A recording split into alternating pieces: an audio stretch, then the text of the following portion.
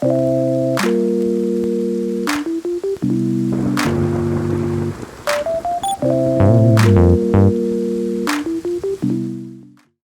everyone. My name is Jake Kwapzeski, and I'm the social media manager here at ASU Student Life. And I'm going to be doing a quick training about some of our best practices and some of the tips and tricks, tools that we use in our social media marketing that might be helpful for you either in your personal account or any business accounts that you might be able to manage. And so on Instagram, we have a couple do's and a couple don'ts that are pretty standard for Instagram. So we try to limit to one post a week, if possible. We want to make sure that we're still posting because people are following you for a reason and they want to see you post stuff. Secondly, our second do is to set up a Linktree account. And Linktree is awesome. I will show you guys. All right, so Linktree. This is what our Linktree looks like right now. Linktree is a super cool application that allows you to add multiple links on just one link. So basically, since on Twitter and Instagram you can only have one link, some way to get around that is to get a Linktree account. They're completely free, and you can just go and start uploading links, copy and paste it into your Instagram, and that's a really awesome tool that we use. Another do is use good quality edited photos. If you're unsure if photos aren't good enough, then just share whatever you want to share to your story. Using your story is really important, especially on Instagram. And then posting IGTV videos. IGTV or videos longer than 3 minutes is preferred by the algorithm for both Instagram and Facebook as they're trying to combat YouTube. So posting videos is another great way to kind of give your post a boost. And then expect people to stop and read your posts. If you want students or people, customers, whatever, to engage with your posts, then you need to make sure that you're asking them something. There has to be some sort of a call to action. A lot of times when people post on Instagram, it's just a photo with whatever caption, just some short, quirky caption. But if you actually write a little bit more sometimes, people will stop and read, and you can have a call to action for people. Tagging people, everyone wants to be tagged, so make sure that you're tagging accounts when you can. And then the last one is responding to your DMs. It's pretty self-explanatory, pretty important. Some things that we don't do is we don't post photos that aren't our property. So memes, internet photos, whatever, we don't post those because they're not our property. Stock photos are a little different because you can use them, and like royalty-free photos. You can use those for free, but they look royalty-free, and everyone knows, so it's just better not to use them. We're being too loud. Don't post too often. It's a really easy way to have people go and unfollow your account. I say post at least once a week, but don't post much more than that. Maybe 3-4 times a week max. And then make sure that you have at least some caption, some interesting caption. And then using your story is going to be really important as well, because it's a really easy way to share other accounts that you are interested in, without actually having to make a post. So your story, like I was mentioning before, stories are really important, and these are just a quick example of some of our stories. When you're using stories, make sure that you use captions. You can use the countdown. There's a bunch of different stickers, tools, locations, and all that you can add onto your story to make it more engaging. And then a lot of students see your posts. As you can see, right around 1,000 or even up to 1,500 students saw our stories because they're so well put together, I guess. So, a little quick run through. I know that creating Instagram posts is really not that hard. Same with Twitter and everything, but it's just a couple reminders. Start with a great photo, and then create a story or draw from other resources to make a caption. It's it's a lot easier if you have um, some sort of topic, right? I guess so. Like you're not just going to be making a post about nothing. So make sure that you use the other accounts or tags or hashtags, whatever. If you're posting about an event, it'll help increase your awareness. So that's just a couple tips about Instagram. And so Twitter. What's wonderful about Twitter is that you can use links. Posting links is amazing. You can oftentimes you have to use shortened words, slang, or abbreviation. So because Twitter has a max of 280 characters, um, there's a lot more that there's a lot more tips and tricks to shortening tweets. So that's kind of the complication with Twitter is you have to really work around to get all of the information that you should have in a tweet, like date, location, what the event is, and like a website. Getting all that information into one tweet is pretty complicated, or it can be sometimes. So Twitter's nice because you can kind of loosen the grammar rules, and try and fit in more information. And then retweeting ASU accounts, tagging ASU accounts, obviously all that is still important. Infographics do really well on Twitter, not as well on Instagram. It's kind of hard to put an infographic on Instagram. A lot easier on Twitter or on Facebook. It just kind of lives better there. But yeah, infographics are amazing. They do really well on Twitter. And then obviously responding to comments and DMs. Don't copy and paste anything really, just because whatever you write, it can be made shorter. So even if you're posting for some company, right, and they send you over you know this paragraph and then want you to make a post about it, or in our case even an article, and they want you're supposed to be creating a tweet about this whole story. Don't just copy and paste, because there's a bunch of filler that you don't need. Don't post unedited photos and videos, just like Instagram. Make sure that your outward facing media looks good. Don't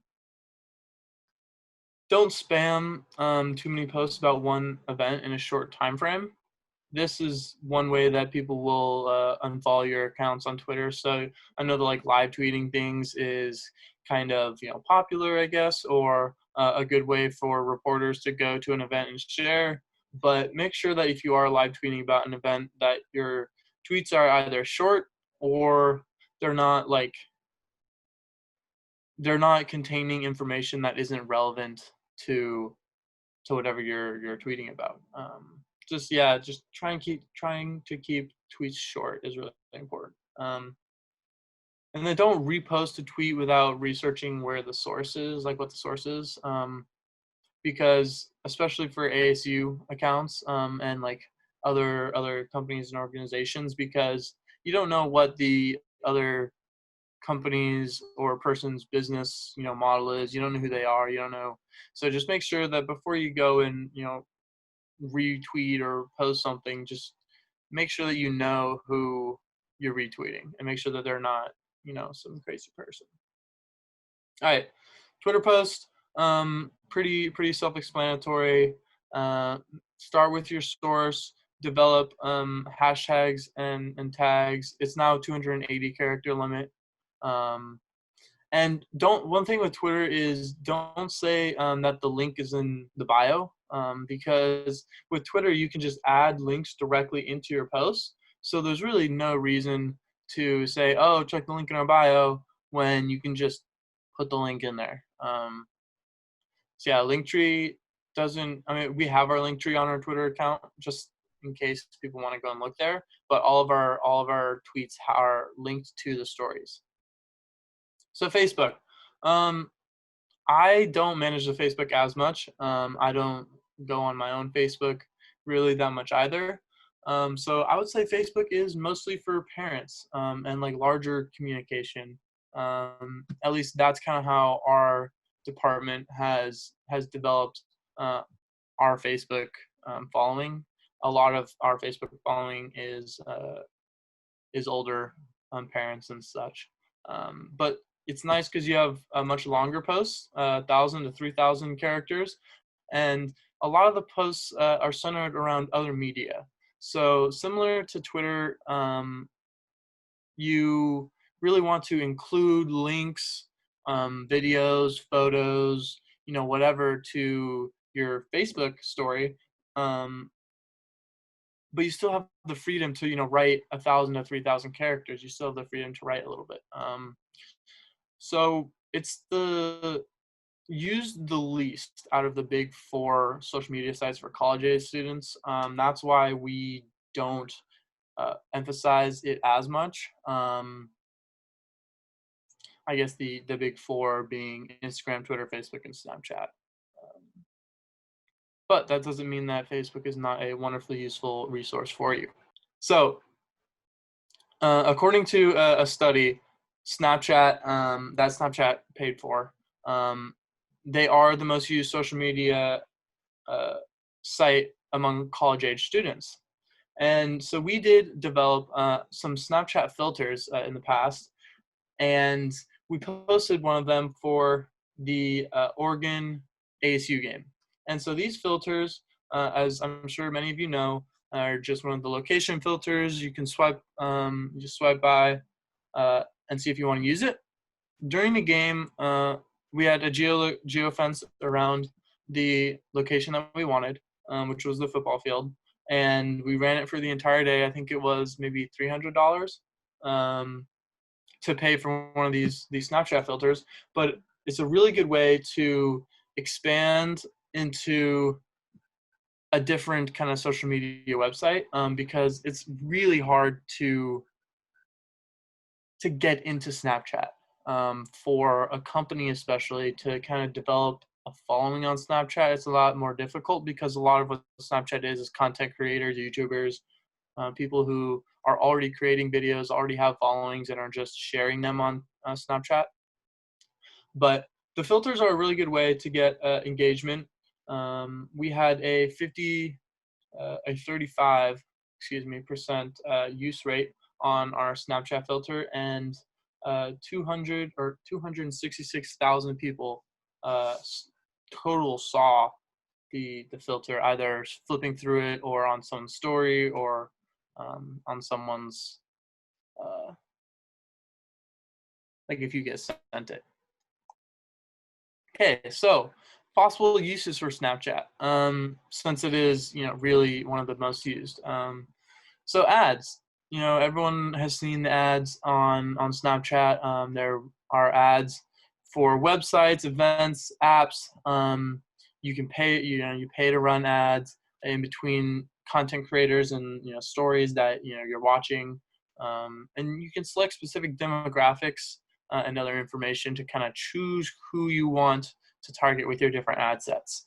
And then content creators, like I said, content creators, they absolutely love it because they're able to share their content on another platform such as Snapchat with the stories. And since they're already creating this content, they just really need to repackage it one time. So if you are putting out some content, that could be something that would be really interesting to kind of develop. But we since we're not really putting out like weekly or daily YouTube videos, whatever, and it doesn't really fit for our publication style. But Snapchat's a really good way to get in front of in front of a lot of students as well. And so what to avoid, if you run ads, you're unable to adjust adjust to specific content publishers. So unfortunately, you can't choose what content publishers are before or after your ads, obviously, which makes it difficult because your ads can show up in some interesting places, and that's just something that you have to be aware of and watch out for. It's really, really important to transition your influence to another source. And now that might be a little bit confusing. So a lot of the really big Snapchat people, the ones, a lot of the stories who have a big following, are actually from, some other source, some other site, and they're just transferring their use and their data onto Snapchat. But mostly Snapchat is for conversations between close friends, really. Alrighty.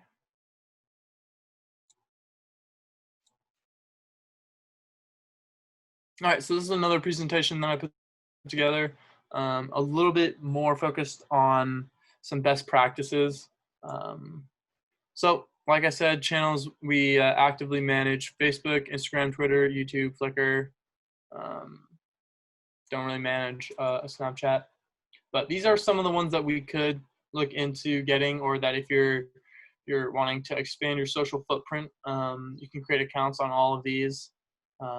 It's obviously really great if you can get the same email, the same username on all of your accounts.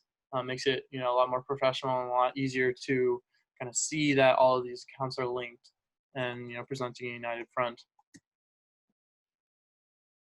So our focus on social media is sharing the stories that we write. Obviously, that's going to be very different, but kind of how ASU student life, we are sharing the stories, and that's kind of what we use our social media for. We share our stories that our writers and reporters, videographers, our whole team puts together, and then it's really easy to then take that and transition it into an outward student-facing media. And so on Instagram, we have the 3 different categories, kind of. You have your feed, your story, and your IGTV. I went over your feed, your story, and your IGTV a little bit already. IGTV videos are videos that are longer than 1 minute. I mentioned before that the algorithm prefers if they're 3 minutes or longer. So if you post a regular video in your feed, you can post it as a short video or a long video. If it's less than a minute, you can post it as a short video and the whole thing goes in your feed. If you post a video that's longer than a minute, you have the option to post a short version or a long version. And if you choose the long version, it gives you a slightly different way to post it, because you're now posting to IGTV instead. Another really important thing to do with your story is to share other accounts. I know I mentioned it before, but that's really one of the best uses for your story, because you are able to share posts with your followers doing no work. You get to share what other accounts, other people, other influencers, other companies are doing, with really doing no work. You build your following, you build their following. It's a big circle of happiness. So how we use Twitter. For us, everything gets posted to Twitter. It's more of like I don't want to say it's an archive for us, but all of our articles get posted to Twitter. That way, at least all of our media was published somewhere, right? All of our best stories, best photos, videos, all that good stuff definitely goes on Twitter and Instagram, almost always Facebook as well.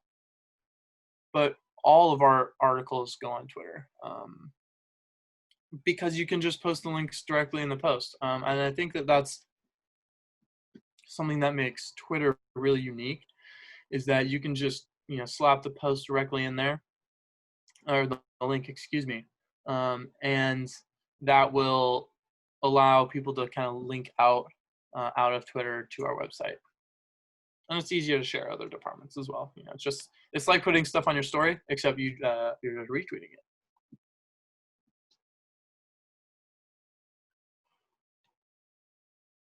All right, and some add-ons to our social media. So I talked about Linktree a little bit before, but there's also a wonderful program called HootSuite. It's to schedule cross-platform posts and really just manage everything that you could want to manage about your social media. The one drawback with using HootSuite is that none of it's live, and there are limitations, and there's some quirks about it that don't really work. So HootSuite's wonderful for single photo posts. That's really all we use it for. We use it for our analytics as well. The analytics from Hootsuite are phenomenal. If you can add them on top of your Instagram, Twitter, Facebook analytics, and have plenty of information to share with any stakeholders. But that being said, it's wonderful for single posts, single photo posts on Instagram and Twitter. And where it runs into issues is when you start wanting to use the more complex parts of all the apps. So like posting videos, Hootsuite really doesn't post videos. You really can't do, I don't think that you can do multi-photo posts either, which are two drawbacks, obviously. How we get around that is you can still go and post your posts in the app, but we use Hootsuite to schedule drafts so that my editor can approve and kind of help me work around some of the grammar and the words, right? Before we post all of our posts. But we use Hootsuite all the time. It's a wonderful resource. And then Linktree, we went over that as well.